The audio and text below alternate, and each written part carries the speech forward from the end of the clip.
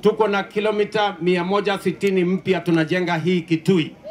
Mimi naenda kuleta ile barabara ilikuja ikakwama pale kwa Nziku. Unajua huko?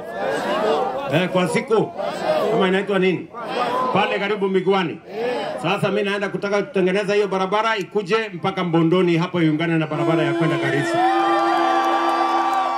Si nyinyi mnatumia hiyo barabara mkienda Kitui? Nitengeneze si namna hiyo? Na vile vile mimi naenda kutengeneza barabara tunaanzisha tena leo ya kutoka kule Zombe mpaka ifike Chuluni hapo tuunganishe na Kitui.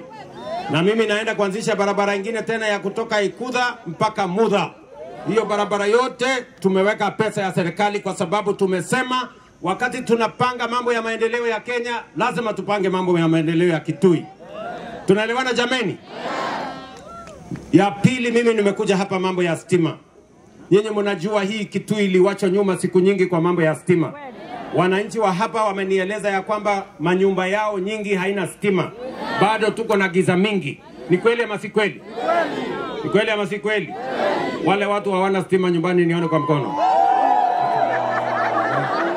Hey.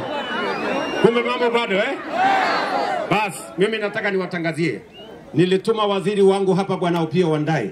Hii Kitui tumewapatia shilingi 2.3 billion pesa ya serikali kuunganisha wananchi 20,000 wapya kwa huduma ya stima. Na nimekuja hapa mjue hivyo ndio mfuatane huyu mbunge wenu na wabunge wale wengine waandamane na mawaziri wangu wahakikishe ya kwamba sehemu haijafika stima, kijiji haijafika stima, watueleze ndio tupeleke stima huko, tuondoe giza, ndio tuhamishe shetani pande hii. Kwani nyinyi mjui shetani anapenda mahali iko giza?